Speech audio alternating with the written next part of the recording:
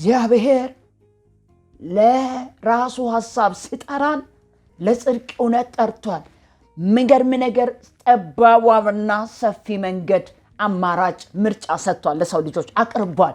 በተሰጠው ምርጫ ውስጥ መርጦ የመሄድ የአንድ ሰው ድርሻ ነው። እየቃምክ ዝማሬ ስለሰማክ እየቃምክ እየዘሞትክ እንደፈለክ ኢየሱስ ያድናል ሳትድን ያድናል ብትል የህይወት አይደለም፣ እሱ ትክክል አይደለም። በክርስቶስ የሚኖር ሰው ከኃጢአት ሁሉ ራሱን ያጸዳ ነው። እኔ አንድ ቅርብ ቀን አርት ሮቦት ሚኒስትሪ የሰሩት በጣም የሚገርም ነገር ነው። የገነት ተሟጋች በሚል ርዕስ የተዘጋጀው በጣም የሚገርም ነገር ነው። ብዙ ጊዜ እነዚህ ሰዎች እግዚአብሔር ረቷቸው በህይወታቸው ላይ በጣም በእነዚህ በ20 ምናምን ዓመት በሰሩበት ወቅት ላይ ብዙ ነገር በኢትዮጵያ ላይ የሚሆኑ ከመሆኑ በፊት ቀድሞ አሳይቷል።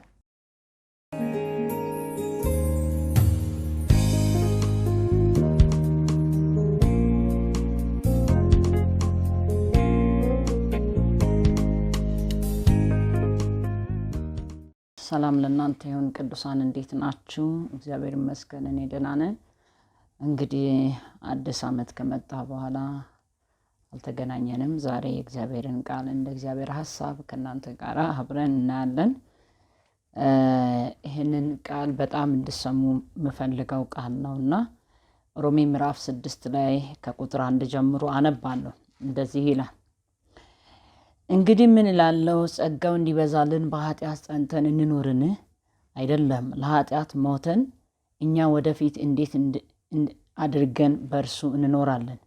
ወይስ ከክርስቶስ ኢየሱስ ጋር አንድ እንሆን ዘንድ የተጠመቅነው ሁላችንም ከሞቱ ጋር አንድ እንሆን ዘንድ እንደተጠመቅን አታውቁምን?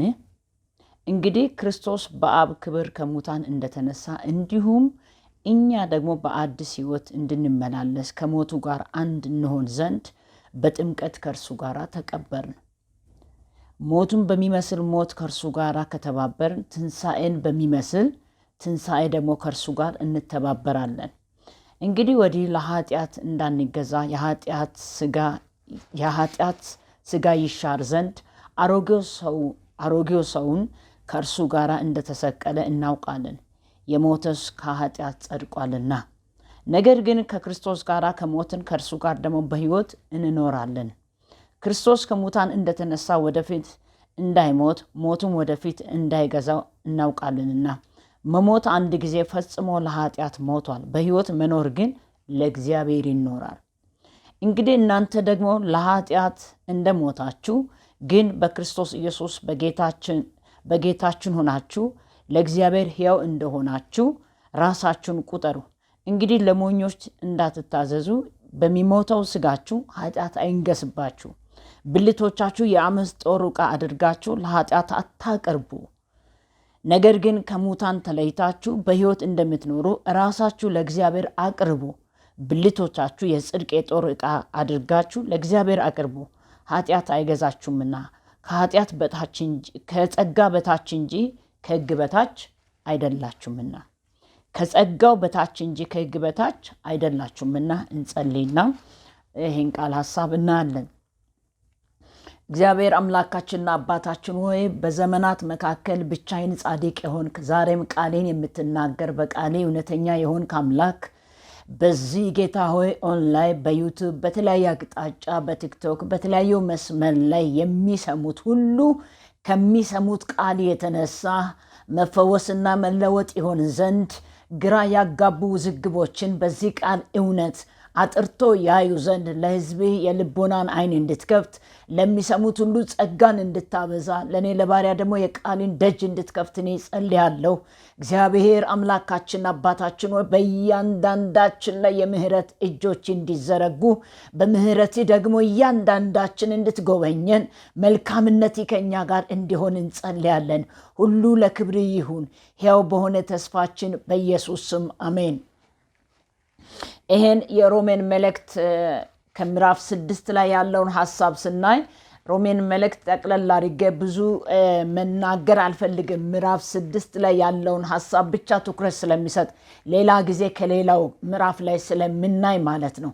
ነገር ግን በሮም ባሉ ክርስቲያኖች ክርስቶስን ባወቁና ባላወቁ በአይሁድ ሃይማኖት ዘንድ ጳውሎስ ያስተማረውን አስተምሮ ላይ ውዝግብ የተፈጠረውን አካሄዶች መዳናችን አንድ ጊዜ ስለዳን እንደፈለግን ብንኖር ምንም ችግር የለም ብሎ ለሚያስቡት ለነዛ አመለካከታቸውን እንዲያጠሩ መዳን ደግሞ የዳነ ሰው ምን ማድረግ እንዳለበት እዚህ ጋር ጳውሎስ ምዕራፍ 6 ላይ ይናገራል።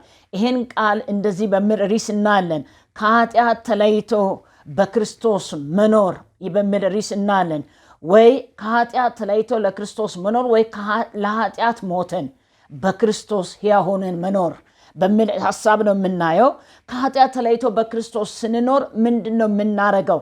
አንድ ሰው ይሄ ቃል ልናገር ግድ የሚለኝ ተከታታይ አላውቅም። በዚህ ዙሪያ ላይ ብዙ አይነቶች ቃሎችን የእግዚአብሔርን ቃል የምናይበት ጊዜ አሁን በዘመናችን ካለው ውዝግብ የተነሳ ይሄን የሚመስሉ ቃሎችን ከዚህ በፊት ለዳንበት ጸጋ እንደሚገባ እንኑር በሚል ርዕስ ሰብኬ ነበረ። ብዙ ጊዜ እግዚአብሔር በተናገረው በቃሉ እውነት ዛሬም ይሄን ከኃጢአት ተለይተን በክርስቶስ መኖር ከኃጢአት እንዴት ነው መለየት የምንችለው? ገና እዚህ ጋር ስናገር አንድ ምሳሌ መናገር ፈልጋለሁ። አንድ ሰው ከዳነ በኋላ መኖር ያለበት አኗኗር አለ። ስለዚህ ተፈጥሯዊ ስጋችን ለኃጢአት ባሪያ እንዳይሆን ለእግዚአብሔር ሐሳብ ለዳንበት ድነት እንደሚገባ እንድንኖር ስለዚህ ያንን ሐሳብ ያንን የእግዚአብሔርን ቃል አጥርቶ እንዲያዩ ጳውሎስ ይናገራል። እግዚአብሔርን ቃል እንደፈለግን እንኑር ወይ? እኛን እንደዚህ ይላል። እንግዲህ ይላል ገና ስንጀምር እንግዲህ ምን እንላለን?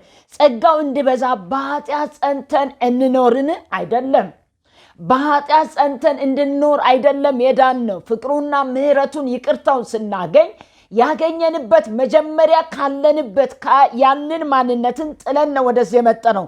ገና ቁጥር 2 ላይ እንደዚህ ይላል አይደለም ለኃጢአት ሞተን እንጂ ወደፊት እንዴት አድርገን በእርሱ እንኖራለን ካለ በኋላ ወይስ ከክርስቶስ ኢየሱስ ጋር አንድ እንድሆን ዘንድ የተጠመቅነው ሁላችንም ከሞቱ ጋር አንድ እንሆን ዘንድ ተጠምቃችኋልና። ስለዚህ እንግዲህ ክርስቶስ በአብ ክብር ከሙታን እንደተነሳ እንዲሁም እናንተ በአዲስ ሕይወት እንድንመላለስ ይላል። እንድንመላለስ ከሞቱ ጋር አንድ እንሆን ዘንድ በጥምቀቱ ከሱ ጋር ተባብረናል።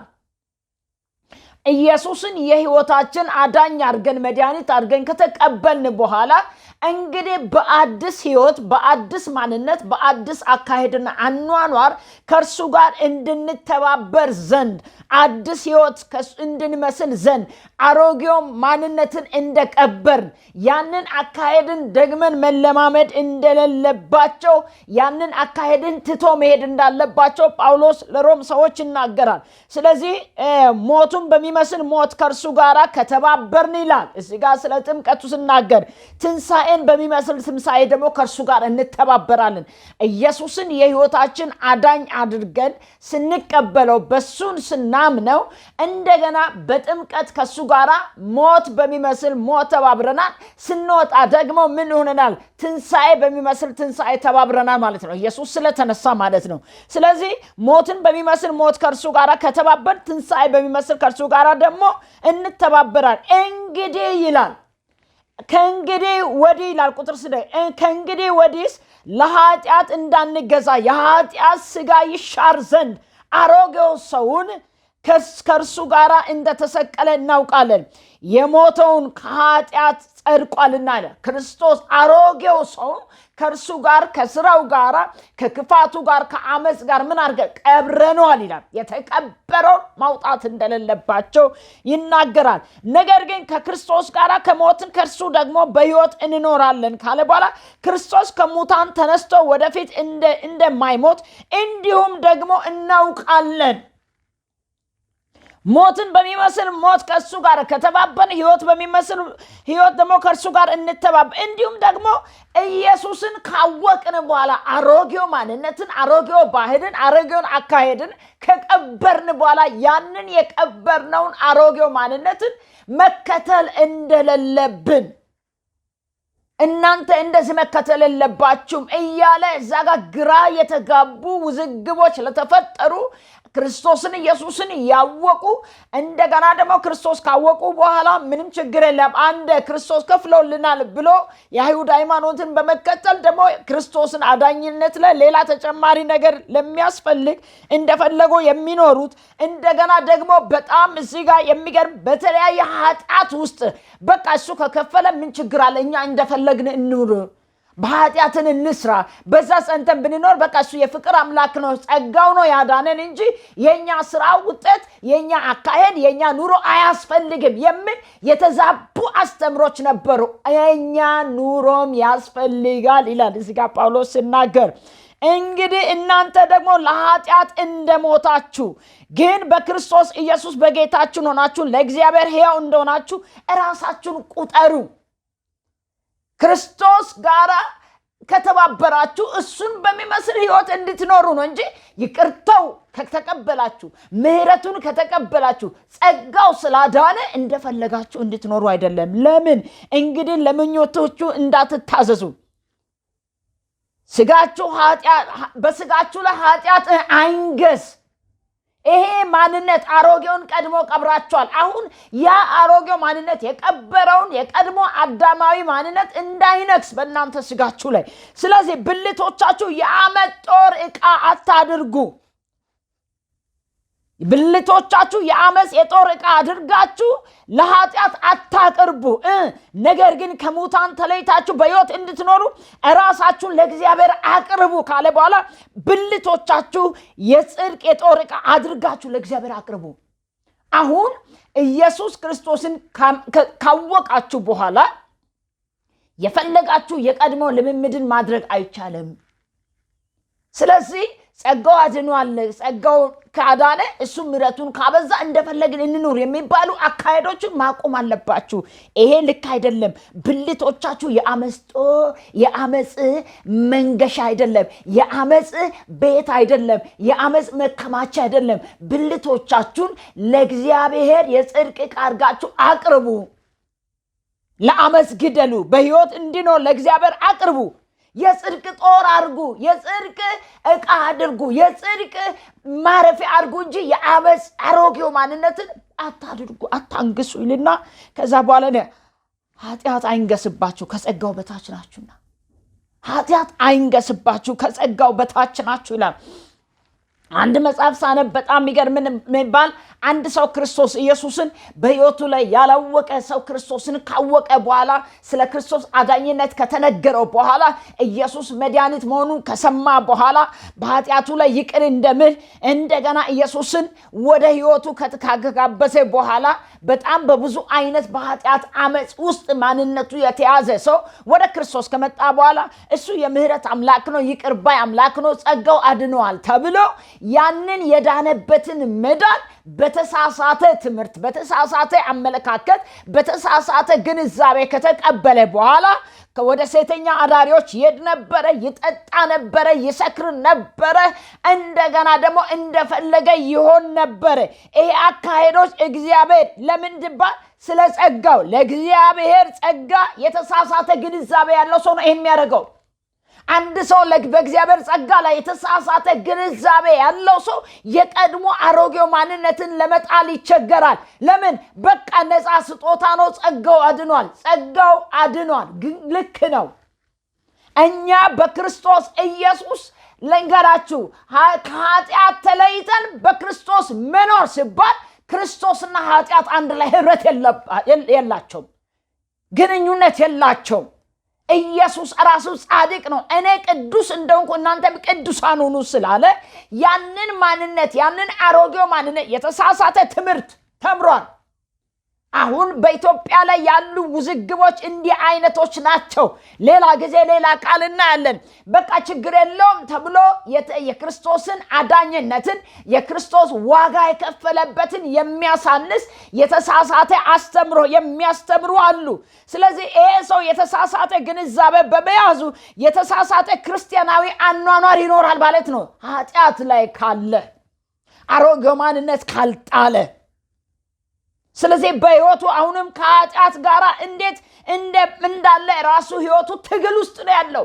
ይህንን ገላትያ ምዕራፍ 5 ላይ ቁጥር 16 ጀምሮ መንፈስ በስጋ ላይ ስጋ በመንፈስ ላይ ሁለቱ ይቃረናሉ፣ ስለዚህ የምትወዱትን ልታደርጉ አትችሉም ይላል። ምን ይላል? ስጋ አሮጌው ሰው ማንነትን እንድትፈጽሙ በቃ ይገፋፋል። ኃጢአተኝነትን፣ አመፀኝነትን፣ የጽድቅ የመንፈስ ቅዱስ ፍሬ እንዳታፈሩ። ዛሬ ብዙ ጊዜ ይሄ የምትወዱትን ልታደርጉ አትችሉም ይላል። ገላትያ ምዕራፍ 5 ቁጥር 16 ላይ ሄዳችሁ አንብቡት ጀምራችሁ። ስለዚህ ሁለቱ ፍጅት አለ ወገኔ። በጣም ጦርነት ያለው ማንነት ውስጥ ነው ያለነው። አሮጌው ማንነት ተጥሏል ሲባል ሌላው ደግሞ ችግር የለም ቀጥል የሚል እግዚአብሔር ለራሱ ሐሳብ ሲጠራን ለጽድቅ እውነት ጠርቷል። የሚገርም ነገር ጠባቧና ሰፊ መንገድ አማራጭ ምርጫ ሰጥቷል፣ ለሰው ልጆች አቅርቧል። በተሰጠው ምርጫ ውስጥ መርጦ የመሄድ የአንድ ሰው ድርሻ ነው እንጂ እንደፈለገ በተሳሳተ ህይወት በተሳሳተ አኗኗር ክርስቶስ ኢየሱስን የህይወት አዳኝ አድርጌ ስለተቀበልኩት ምህረት ስላገኘው እንደፈለኩ ልኑር፣ በቃ አንዴ እኔ በክርስቶስ ሆኜ ያገኘሁት ህይወት ምንም አይሆንም። ምንም አይሆነው እንደ ቃሉ ስርዓት እንዳለው ስንኖር ነው። ከኃጢአት ተለይተን በክርስቶስ መኖር ስንጀምር ነው። ከኃጢአት ተለይተን በክርስቶስ ማንኖር ከሆነ ህይወት የለንም።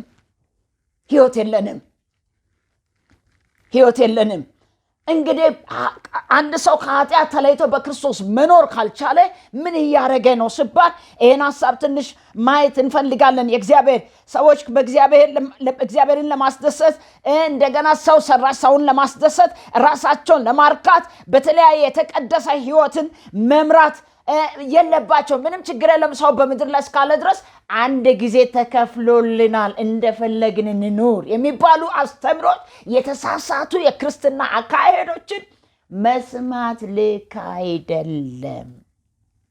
የእግዚአብሔር ጸጋ፣ የኃጢአት ይቅርታ፣ የኃጢአት ህይወት ለመምራት ምንም ምክንያት የለውም። ጸጋ በኃጢአት ህይወት ቀጥሉ አይደለም ሚለው የተሰጠ ትክክለኛና ንጹህ የሆነ የህይወት አኗኗር ማትኖሪ ከሆነ ያገኘሽው ህይወት ይጠፋል። ይሄ መጽሐፍ ቅዱስ ሌላ ጊዜ በሌላ ቦታ ላይ ሰፋ አድርገን የምናይበት ይሆናል። ዛሬ እዚህ ጋር እናያለን። ስለዚህ አንድ ጊዜ እንደዚህ ሰው የተሳሳተ አስተምሮ እንደሰማ ሰው የተሳሳተ የክርስቶስን አዳኝነት ከኃጢአት ተለይቶ መኖርን በተሳሳተ አመለካከት የኖሩ ሰዎች ምን ይሆናሉ ሲባል እንደዚህ አይነት ሰዎች ምን ይሆናሉ? ክርስቲያኖች ለኃጢአት አነስተኛ ግምት ይሰጣሉ።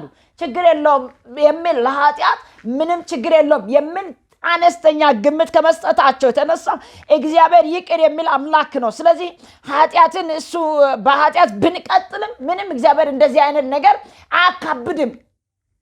ምንም ችግር የለውም። እግዚአብሔር ለዚህ ጉዳይ ምንም ትልቅ አምላክ ነው ብላችሁ በኃጢአት የተጫወታችሁ በምህረቱና በይቅርታው የምትቀልዱ ይሄ ማለት በእግዚአብሔር ሐሳብ ላይ መነሳት ምን ያክል ዋጋ እንደሚያስከፍል የእግዚአብሔር ቃል ይናገራል። ስለዚህ ይህ ክፍል ለአማኞች ምንድነው የሚለው? ለኃጢአት መሞትን ያስተምራል። እንደ የተሳሳተ ግምት እንዳይኖራችሁ ይቅር ይለኛል በሚል ሐሳብ በኃጢአት መቀጠል ስህተት መሆኑን እንድናውቅ ይሄ ቃል የምናገረው ይቅር ይለናል እያሉ በኃጢአት ጸንቶ መኖር ትክክል እንዳይደለ ስህተት መሆኑን ጠቅለል አድርጎ ይሄንን ጳውሎስ እዚህ ጋር ይናገራል። ይህ ክፍል ስለ አማኞች ስለ ኃጢአት ያስተምራል ሮሜ ምዕራፍ 6 ላይ። ስለዚህ ምን ይላል ጳውሎስ? ወንጌል የተቀደሰ ህይወት እንድንኖር እንዴት እንደሚረዳን ያብራራል። ወንጌል ምን አይነት ህይወት ኑሩ? የተቀደሰ ህይወት ኑሩ። እርምጃችሁና አካሄዳችሁ በእግዚአብሔር ቃል መሰረት ትክክለኛ የሆነ አኗኗር ይኑር። ወንጌል የተቀደሰ ህይወት ኑር ይላል እንጂ ይቅር ይላል ብሎ በኃጢአት ጸንታችሁ ኑሩ አይልም። ከዛስ ምን ብሎ ይናገራል? ከእግዚአብሔር ጋር ህይወት የሚስተካከል እንዴት ነው ከእግዚአብሔር ጋር የተስተካከለ ህይወት መኖር ምንችለው? ለዳንበት ህይወት እንዴት አድርገን መኖር የምንችለው? ስለዚህ ይሄንን ከኃጢአት ምን አይነት ግምት እናገኛለን? ስለ ኃጢአት ያለን ነገር ምንድነው? ግንዛቤ ምንድነው? ስለ ኃጢአት ያለው ነገር እከሌ ያስተማረው ነው፣ እከሌ የተናገረው ነው ልክ ወይስ ቃሉ የሚለው ነው? ቃሉ የሚለው ነው የእግዚአብሔር ቃል። የእግዚአብሔር ቃል እውነትን ደግሞ የተረዱ ሰዎች በእውነተኛ መንገድ በኃጢአት ላይ ዕቃ ለምትጫወቱ ዕቃ አትጫወቱ ብሎ ሲናገር በራሳችሁ አመፅን ለማጽደቅ ኃጢአት መስራት ድነትን አይወሰድም የምትሉ እሱ መጽሐፍ ቅዱስ ሌላ ጊዜ እናያለን። የእግዚአብሔር በክርስቶስ ኃጢአትን ትቶ ከኃጢአት ተለይቶ በክርስቶስ መኖር ማለት ከኃጢአት ተለይቶ መኖር ማለት ነው። መኖር ማለት ነው። ስለዚህ አንድ ነገር መናገር ፈልጋለሁ። አንድ ሰው በክርስቶስ ላይ እውነተኛ እምነት ሲኖረው ኢየሱስን የህይወቱ አዳኝ አድርጎ ሲቀበል በክርስቶስ የጸና ህይወት ሲኖር ምን ያደርጋል? ምን ይሆናል? ይሄን በቃሉ የተወሰነ ነጥብ መናገር ፈልጋለሁ። እንደዚህ ላይ አንደኛ በክርስቲያኖች ላይ የሚኖረው የኃጢአት ኃይል ስለተሰበረ እንደ ቀድሞ ኃጢአትን ለመፈጸም አንገደድም። አንድ ሰው በክርስቶስ ካመነ ምን ይሆናል? የኃጢአት ኃይል ስለተሰበረ እንደ ቀድሞ ኃጢአት ለመፈጸም አይገደድም። ለምን? ተሰብሯላ። ማን? ኢየሱስን ባወቀ ጊዜ። ለምን? ከዛስ ከኃጢአት ቁጥጥር ነፃ ስለወጣ ደግሞ ኃጢአት ለመስራት አይገደድም። ለምን? አውቆታላ። የመጣበት ህይወት፣ የመጣበት አዲሱ ህይወት፣ የገባበት አዲሱ ማንነት በጽድቅ የሚኖርበት አኗኗር እንጂ አሮጌው ማንነትን የምንቀጥልበት አይደለም። አትሳቱ። እግዚአብሔር አይዘበትም ወገኔ። በስተት አስተምሮ ውስጥ እየሄዳችሁ ራሳችሁ አትሳቱ። እግዚአብሔር አይዘበትበትም፣ አይቀለድም። ህይወት ቀልድ አይደለም። አንድ እውነት ነገራችኋለሁ። ስለዚህ አንደኛ ከኃጢአት ቁጥጥር ነፃ ወጥተናል ማለት ነው። ከኃጢአት ቁጥጥር ነፃ ካልወጣክ ደግመ በዛ ኃጢአት ጸንተ የምትኖሪ ከሆነ ገና እምነት ገና መዳን አልገባም ማለት ነው። አልገባም። ሰዎች ለራሳቸው የሚመቸውን ለራሳቸው ሐሳብ የሚመቸውን ለራሳቸው ሐሳብ የሚሆነውን ነገር እየፈጸሙ እንደፈለጉ የሚኖሩበት እንደፈለጉ የሚቀለዱበት አይደለም። ሰዎች አሁን በዚህ ዘመን ለመዳናቸው ለራሳቸው የሚመች ጥቅስን ይጣቀሳሉ። የእግዚአብሔርን ቃል በሁለንተና ማወቅ ነው። የሚመቸውን ጥቅስ መጣቀሰው በሁለንተና ማወቅ። እንደዚህ የሚሉ ሰዎች አሉ። ኃጢአትን ብንሰራ በአብ ዘንድ ጠበቃ አለ፣ ግን ጠበቃ አለ ብለህ በኃጢአት ጸንተህ ኑር አይልም መጽሐፍ ቅዱስ። ሌላው ደግሞ በጣም የሚገርመኝ ነገር የእግዚአብሔር ቃል ሁለተኛ እንደዚህ ይላል። አሁን ከክርስቶስ ለመማር በመሻት ባሪዎች ከሆነበት የተቀደሰ ህይወት በመኖር ክርስቶስን እናከብራለን። ኢየሱስን አማኝ እምነት ሲኖረን እኛ በክርስቶስ አምነናል ካል ምንድነው የምንሆነው? ሁለተኛ የተቀደሰ ህይወት በመኖር ክርስቶስን እናከብራለን። ሃሌሉያ! የተቀደሰ ህይወት መኖር ማለት ክርስቶስን ማክበር ነው። አላከበራቸው አንዳንድ ሰዎች ኃጢአታቸውን፣ አንዳንድ ሰዎች በደላቸውን፣ አመፃቸውን ታውቃላችሁ መሸወድ ይፈልጋሉ። በጥቅስ መሸፈን፣ በዝማሬ መሸፈን፣ በሃሌሉያ መሸፈን አይሸፈንም። ሁሉን ያያል፣ እሱ ያጣራል። የሚያይ አይን አሉት። ሶስተኛ እግዚአብሔር የሚሰጠው መንፈስ ቅዱስ የተቀደሰ ህይወት እንድንኖር ኃይል ይሰጠናል። አንድ ሰው መኖር መንፈስ ቅዱስ ኃይል ይሰጣል። ያ ሰው ለመኖር ሲጨክን ሲወስን። ስለዚህ እንግዲህ ኃይልን አተን በኃጢአት አንወድቅም። በህይወታችን ኃጢአት አያሸንፍም። በቅድስና ክርስቶስን በመምሰል ልናድግ እንችላለን። መንፈስ ቅዱስ ራሳችን ስናስገዛ ወገኖቼ በእግዚአብሔር አይን ፊት ስናይ በክርስቶስ ባመን ጊዜ ከእርሱ ጋር ተዋህደናል። ክርስቶስን ባመን ጊዜ ከእርሱ ጋር ተዋህደናል። ከክርስቶስ ጋር የተዋህደ ማንነት ያለው ሰው ከኃጢአት ጋር አይተባበርም። ስለዚህ ክርስቶስ በመስቀል ላይ በሞተ ጊዜ እኛም አሮጌው ማንነትን ኃጢአትን አውልቀን አዲሱን ሰው ለብሰናል። አዲሱ ሰው ደግሞ ኃጢአት ጸንተን እንድኖር አይናገርም። ክርስቶስ ለአዲስ ሕይወት እንደተነሳ እኛም ደግሞ በመታዘዝ ለሱ በመኖር በአዲስ ሕይወት ተነስተናል። ይህን እናገራል ሮሜ ምዕራፍ 6 ላይ። ስለዚህ ክርስቶስ በመስቀል ላይ እንደሞተ እኛም ደግሞ ለአሮጌው ለኃጢአት ለቀድሞ አዳማዊ ማንነት ሞተናል። ከዛ ከአሮጌው ማንነታችሁ አውልቃችሁ ከስራው ጋር አውልቃችሁ ጣሉ ይላል። አውልቃችሁ ጣሉ። የኃጢአት ባሪያ አይደለንም። ኃጢአት የሞትን ኃይል አሸንፈው ከሞት እንደተነሳ ኢየሱስ የኃጢአትን የሞትን አሸንፈው ከሞት እንደተነሳ ታቃላ እኛም የኃጢአትን አሸንፈን ለመኖር ነው ክርስቶስን የተቀበልነው፣ የሕይወታችን መድኃኒት ያደረግነው።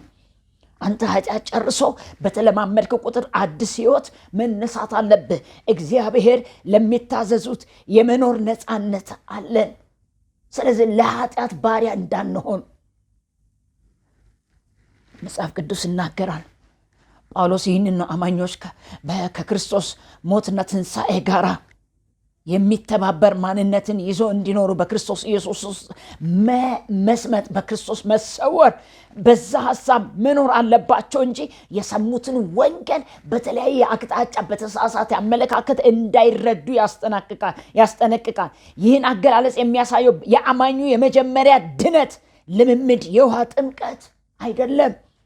ስለዚህ አሁንም በቤተ ክርስቲያናት አንዳንድ ሰው በክርስቶስ ካመኑ በኋላ እስክንጠመቅ ድረስ ለ6 ወራት ወይም ለ1 ዓመታት ክትትል ትምህርት እንዲወስዱ ያደርጋሉ። የጥንቷ ቤተ ክርስቲያን ይህን ከዛ በተቃራኒ ያመኑትን ወዲያው ታጠምቃለ። ስለሆነም ደግሞ አዲስ ኪዳን ብዙ ጊዜ እምነት ጥምቀትን አንድ ክህስተት አጠቃለው ድነት ሊሰጥ ይችላል ይላል። ይህንን ሐዋርያ ሥራ ላይም እናያለን። ስለዚህ ጳውሎስ በእምነት ወደ ክርስቶስ ከተመለስን በኋላ ኢየሱስን ካወቅን በኋላ ከተሳሳተ አስተምሮ ከተመለሳችሁ በኋላ አሁን ድነታችሁ አይወሰድም፣ ድነታችሁ ምንም አይሆንም በማለት የተሳሳተ አመለካከትና አስተምሮ እየሰማችሁ በኃጢአት ጸንታችሁ የምትኖሩ የመጣችሁበት ሕይወት በኃጢአት ጸንታችሁ የምትኖሩበት ሕይወት አይደለም። ከኃጢአት ተለይቶ በክርስቶስ መኖር አግባብ ነው ይላል። በክርስቶስ መኖር ይላል። በሕይወታችን ኃጢአት ድል የሚያደርግ ከሆነ ገና በክርስቶስ አልኖርንም ማለት ነው። የመጀመሪያ እርምጃ ኃጢአትን መተው አለብን። ኢየሱስን ካወቅን ግዴታ ነው። ጳውሎስ ለኃጢአት ሞተናል። በማን? በክርስቶስ በኩል ይላል። ለእግዚአብሔር ሕያው እስክንሆን ድረስ በሱ ቁጥጥር ውስጥ ገብተናል ይላል። ለእግዚአብሔር ንጹሕ ሕይወት ለመኖር ካሰብ ከኃጢአት ቁጥጥር ውጭ ነን ይላል። ሰይጣንና የኃጢአት ተፈጥሮን በቀላሉ እናሸንፋለን። በማን? በሱ ቁጥጥር ውስጥ ከሆን። ነገር ግን እግዚአብሔርን ለመታዘዝ ካልመረጥ እንደገና ኃጢአትን ለማሸነፍ በቅድስና ለማደግ የመጀመሪያ እርምጃ መውሰድ አለብን። እርምጃው ምንድነው መሆን አለ? አማኝ ከኃጢአት ቁጥጥር ነፃ ለመሆን ራሱን መስጠት አለበት። ለመታዘዝ የተቀደሰ ሕይወት ለመኖር የጽድቅ ባሪያ መሆን አለበት። ከኃጢአት ባርነት መላቀቅ አለበት። ኃጢአት ባርነት ማለት ዘሙት ብቻ አይደለም፣ ስርቆት ብቻ አይደለም። ብዙ አይነት ኃጢአቶች አሉ። ውሸትም ኃጢአት ነው መጽሐፍ ቅዱስ ስለሚል ይህንን እናገራል። የጽድቅ ባሪያዎች እንዳንሆን ይላል። ባለማቋረጥ ለመጽደቅ ቀጣይነት ያለው ሕይወት ለመኖር ቀጣይነት ያለውን የእግዚአብሔር ሕይወት ክርስቶስን ደስ የሚያሰኝ ለመኖር ምን መሆን አለብን? በቃሉ ስርዓት ያስተምራል እግዚአብሔር ቃል እንጂ ልቁኑ አይልም። ሰማችሁ? ልቁኑ አይልም። እግዚአብሔር ድነትን ሰጥቷል፣ ድነታችን አይወሰድም ብላችሁ እንደፈለጋችሁ ኑሩ አይልም። ስሙ፣ በጣም የሚገርም ነገር ሰይጣን ብዙ ሰዎችን እየሸወደ ነው ያለው። እኔ አንድ ቅርብ ቀን አርት ሮቦት ሚኒስትሪ የሰሩት በጣም የሚገርም ነገር ነው። የገነት ተሟጋች በምድር የተዘጋጀው በጣም የሚገርም ነገር ነው። ብዙ ጊዜ እነዚህ ሰዎች እግዚአብሔር ረቷቸው በሕይወታቸው ላይ በጣም በእነዚህ በ20 ምናምን ዓመት በሰሩበት ወቅት ላይ ብዙ ነገር በኢትዮጵያ ላይ የሚሆኑ ከመሆኑ በፊት ቀድሞ አሳይቷል። በጭውውት መልክ፣ በፊልም መልክ፣ በተለያየ አጠር ባሉት በተለያዩ አቅጣጫ ያሳዩት ብዙ አይነቶች ነገር አሉ። እዚህ ላይ ግን አንዲት ሴት ተኝታ ያለች ህልም አየች ይላል። በህልም ምንድን ነው? አንድ አመፀኛ እንደፈለገ የሚጠጣ እንደፈለገ የሚዘርፍ እንደፈለገ ወንበዴ ሆኖ የኖረ የሰሰነ ሰው ሞተ። እሷም ደግሞ ለጽድቅ ለእውነት ለወንጌል ዋጋ እየከፈለች ሞተች ድንገት። እንዴት? ወንጌልን እየሰበከች ተወግራ ሞተች። ያ ሰውስ በሰራው ኃጢአት አደጋ ደርሶ ሞተ። ሁለቱም ገነት ተገናኙ ይላል። ህልም ነው እና እዛ ጋር በአርትሮቦት ባሳዩት የገነት ተሟጋች ምነው እዩት። እና ስለዚህ በመላእክቶች ፊት ቀረቡ ይላል በህልሟ ላይ እዛ ጋር ስታይ። እና አንዴ የዳንከው ድነት አይወሰድምና ግባ። እኔ እኮ እንደዚህ ሰረኩት እንዲያልኩ ከዛ በፊት እንትን ነበረ፣ ግን ኢየሱስን ወደው ነበረ፣ እየቃምኩትም ዝማሬ ሰማ ነበረ፣ እንደዚህ አድርግ ነበር። ስለዚህ አንዴ ቆሮንቶስን ተጠቅሶ ነው አንዴ የዳንከው ድነት አይወሰድ። እንዴት ከጻድቁ ጋር እንዴት እቺ ዋጋ የከፈለች የህይወት አክሊል የተሰጣ ሴት በፍጹም እንዲህ ከሆነ እኔም ከጓደኞች ጋር ሊጨፍር ዘና ፈታ ልበል ልቀቁኝ የሚል ትግል ውስጥ ነበረች። በሳውና ከልሟ ነቃች። ሙሉ እናንተ እዩት። እንትን ሆኖ የሚገርም ነገር። ከዛስ ይኸውላችሁ ሰይጣን የብርሃን መልአክ መስሎ ያስታል። የእግዚአብሔር ሐሳብ፣ የእግዚአብሔር ፍቃድ፣ የእግዚአብሔርን እውነት ህልሞችን ከእግዚአብሔር ቃል በላይ የሚያደርጉ ብዙዎች ስላሉ ትክክለኛ በኃጢአት ጸንተን እየቃምክ ዝማሬ ስለሰማክ እየቃምክ እየዘሞትክ እንደፈለክ ኢየሱስ ያድናል ሳትድን ያድናል ብትል የህይወት አይደለም። እሱ ትክክል አይደለም። በክርስቶስ የሚኖር ሰው ከኃጢአት ሁሉ ራሱን ያጸዳ ነው። ስለዚህ ኃጢአት ምን ማለት ነው? መሻት መተላለፍ ምን ማለት ነው?